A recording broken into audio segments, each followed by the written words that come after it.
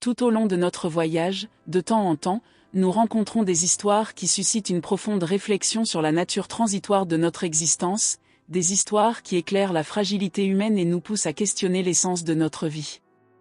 Maintenant, je voudrais partager une histoire qui nous invite à penser à la vie d'une manière qui transcende l'immédiat et le banal, nous encourageant à vivre avec une perspective orientée vers l'éternité. La Bible, dans sa sagesse intemporelle, nous demande « Qu'est-ce que ta vie ? Es-tu comme une brume qui apparaît un court instant puis disparaît ?» Cette question résonne profondément, nous incitant à contempler la brièveté de notre existence terrestre. Avez-vous déjà songé au dessein de votre vie ? Que faites-vous du temps qui vous a été donné ? Vivez-vous d'une manière qui honore et sert Dieu ? En réfléchissant à la vie et à la mort, je pense à de grands hommes de Dieu qui ont laissé un héritage éternel avant de partir vers la gloire. Leurs vies sont des témoignages de foi et de dévouement qui défient chacun d'entre nous à faire le maximum avec ce que nous avons pour Dieu. Billy Graham, un serviteur fidèle, a prêché l'Évangile à des millions de personnes et, après une vie dédiée au ministère, s'est uni au Seigneur. Reinhard Bonke, fervent des missions, a porté le message du salut à d'innombrables âmes et, comme une brume, a achevé son voyage terrestre. D'autres, tels que Smith Wigglesworth, Charles Spurgeon et David Wilkerson, ont également consacré leur vie au service du royaume de Dieu.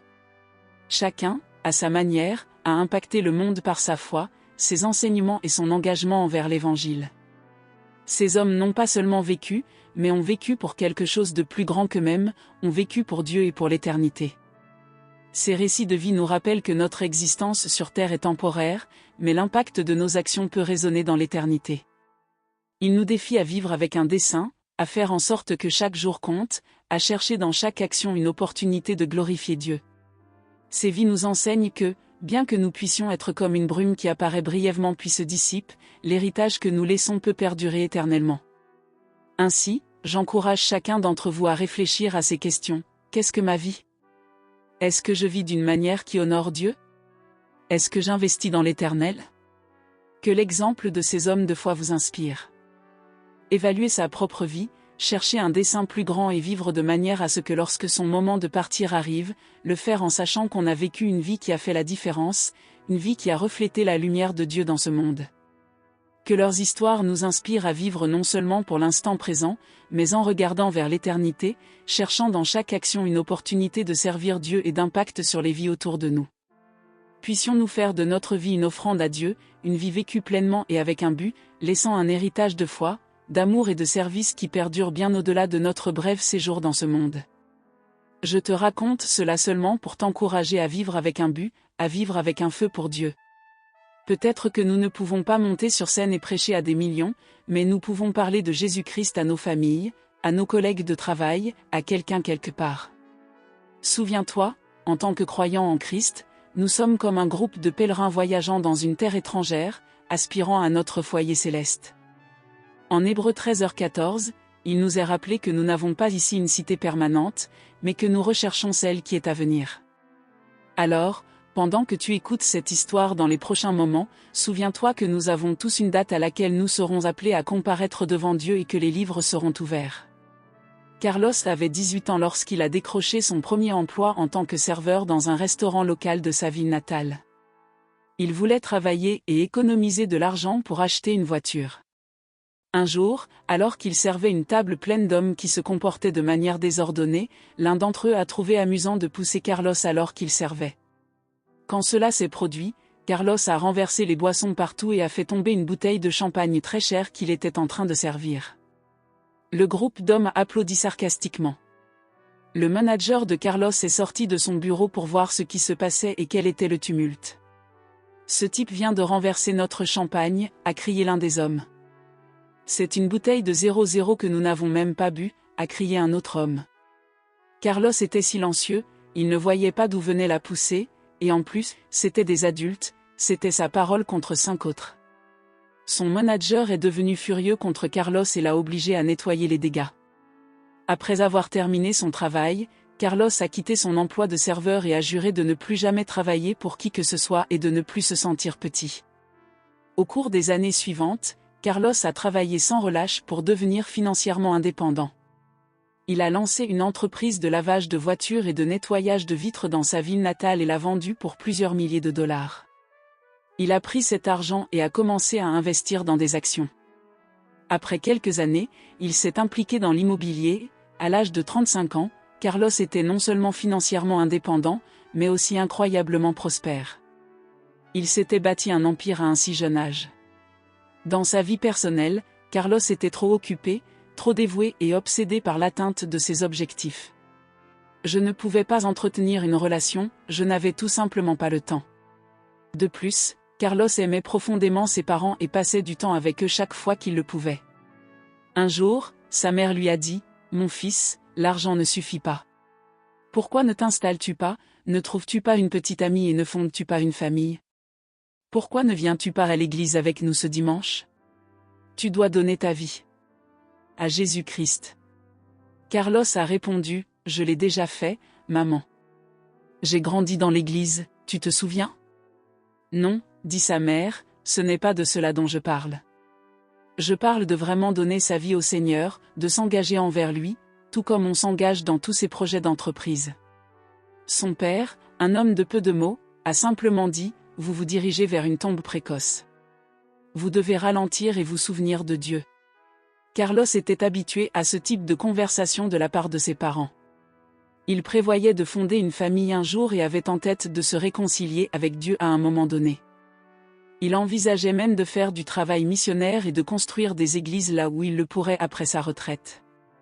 Ainsi, il a expliqué à ses parents que lorsqu'il aurait 40 ans, il ralentirait et se retirerait de tous ses efforts pour vraiment profiter de la vie et ne plus jamais avoir à travailler.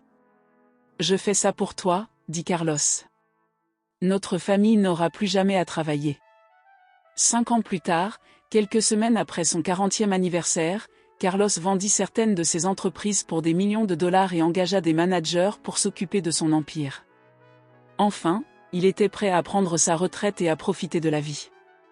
Carlos avait économisé des millions à la banque, alors qu'il était sur le point de s'endormir cette nuit-là, il pensait à tous les endroits où il se rendrait. Il pensait enfin s'offrir une voiture de sport vintage. Carlos restait au lit en pensant à tout le temps dont il disposerait maintenant qu'il était à la retraite.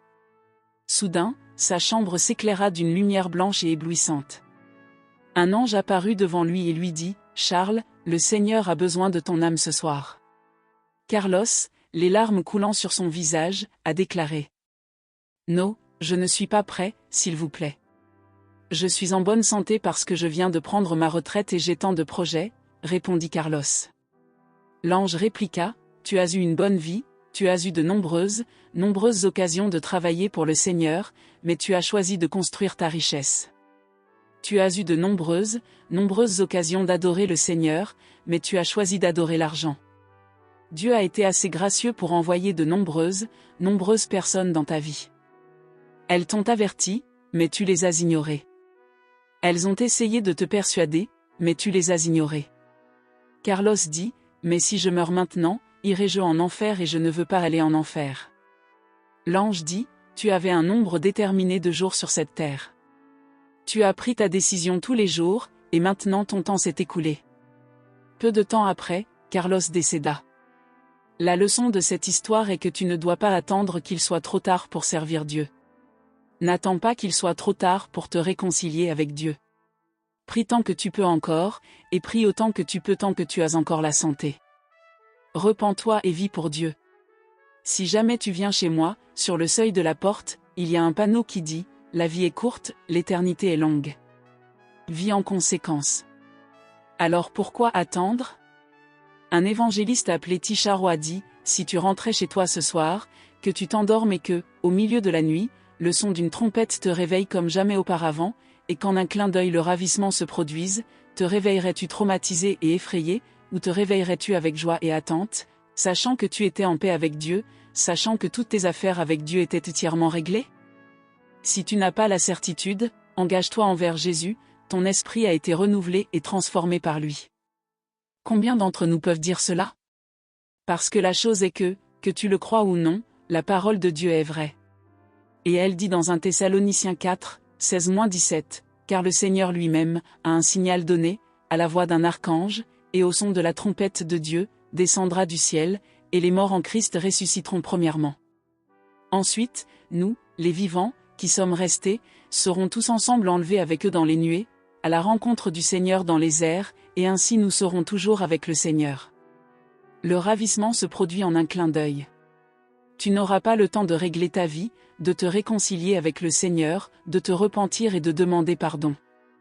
Le ravissement se produit en un clin d'œil. Tu n'auras pas le temps de retourner à ton lieu de prière. Tu n'auras pas le temps de pardonner à ton prochain. Tu n'auras pas le temps de raconter aux autres ce que Dieu a fait pour toi. Il y aura ceux qui sauront exactement ce qui vient de se passer, l'horreur sur leur visage en réalisant qu'ils sont restés en arrière. Oui, ils avaient entendu parler de Jésus, ils connaissaient les versets de la parole de Dieu, mais ils n'étaient pas en paix avec Dieu. Ils menaient une vie double, une vie où un pied était dans le monde et l'autre dans l'Église, une main dans la Bible et l'autre dans le monde. Toute personne tiède ne sera pas enlevée dans les nuées avec le Christ. Seulement ceux qui brûlent pour lui, ceux qui vivent dans l'attente de son retour.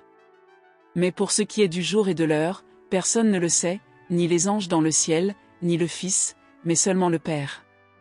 Veillez donc, car vous ne savez pas quel jour votre Seigneur viendra. Quand le Seigneur viendra chercher son peuple et vous trouvera dans les nuées, cela importera peu avec qui vous êtes associés. Peu importe qui est votre parent le plus proche ou avec qui vous faites des affaires. La Bible peint le tableau que ceux qui restent derrière devront endurer le temps de la tribulation et le règne de l'Antéchrist. Des jours donc difficiles vous attendent. Par conséquent, pendant que vous écoutez en ce moment, si vous retranchez quelque chose à mon message aujourd'hui, acceptez-le en paix avec le Seigneur. N'attendez pas, ne débattez pas, ne spéculez pas. Si vous avez plus de temps demain, cela n'est promis à aucun d'entre nous. Soyez en paix et vivez correctement à partir d'aujourd'hui. Donnez votre cœur au Seigneur. C'est bien de se concentrer sur sa carrière, c'est bien de se consacrer à la vie, mais quand ce jour viendra, vous n'aurez pas le temps de faire des changements ou d'agir. Alors pourquoi attendre? Soyez en paix avec Dieu aujourd'hui. Nous devons nous détourner du mal et nous tourner vers notre beau Sauveur. Luc, chapitre 17, versets 30 à 33, dit, « Il en sera ainsi le jour où le Fils de l'homme paraîtra. Ce jour-là, quiconque sera sur le toit avec ses affaires chez lui ne devra pas descendre pour les récupérer. De même, ainsi, quiconque est dans les champs, qu'il ne revienne pas, souvenez-vous de la femme de l'eau. Celui qui essaie de sauver sa vie la perdra, mais celui qui la perd la gardera. À cause du péché endémique avant la destruction, Dieu est venu et a averti un homme nommé Lot et sa famille vivant à Sodome et Gomorrhe. Dieu a ordonné à la famille de Lot de fuir et de ne pas regarder en arrière. À un moment donné, alors qu'il fuyait, la femme de Lot a regardé la ville et s'est transformée en un instant en statue de sel. Jésus nous avertit ici que nous ne devons pas nous laisser distraire comme la femme de Lot. Si nous sommes tellement distraits par le monde que nous détournons complètement nos yeux de Jésus, nous recevrons un jugement. Jésus nous avertit de ne pas nous laisser distraire comme la femme de Lot. Si nous sommes tellement distraits par le monde que nous détournons complètement nos yeux de Jésus, nous recevrons un jugement. Jésus compare la distraction envers la femme de Lot à ceux qui sont tellement distraits par le monde qu'ils ne tournent pas vraiment leurs yeux vers Jésus. Le jour du jugement, ils recevront le jugement comme la femme de Lot parce qu'ils se sont complètement détournés et ont rejeté l'amour de Dieu.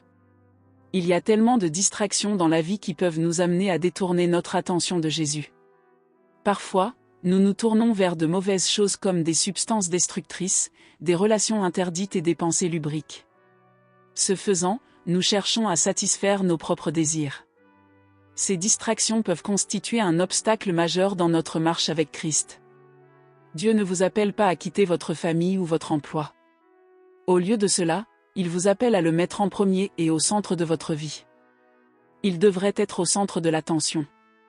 Même s'il peut sembler que vous perdez la vie en vous détournant des distractions vers Jésus, vous gagnez en réalité la vie. Supposons que les restaurateurs que j'ai mentionnés au début demandent aux gens d'éteindre leur téléphone lorsqu'ils sont au restaurant. Cela conduirait à un service beaucoup plus rapide et à de meilleures relations avec votre entourage. Nous perdrions le droit d'être le roi ou la reine de nos vies. Cependant, nous gagnons beaucoup plus. Nous pouvons être appelés enfants de Dieu, nous pouvons hériter de la vie éternelle et nous pouvons entretenir une relation plus profonde et plus intime avec le seul vrai Dieu. Tout comme les clients d'un restaurant ont la possibilité d'éteindre leur téléphone et de se concentrer sur les personnes avec qui ils se trouvent, nous avons la possibilité de tourner nos yeux vers Jésus. Alors laissez-moi vous demander, quelle distraction avez-vous dans votre vie en ce moment qui vous empêche de vous concentrer sur Jésus?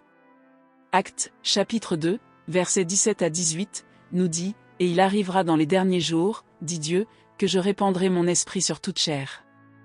Vos fils et vos filles prophétiseront, vos jeunes gens auront des visions, et vos vieillards auront des songes. Et aussi sur mes serviteurs, hommes et femmes, je répandrai mon esprit.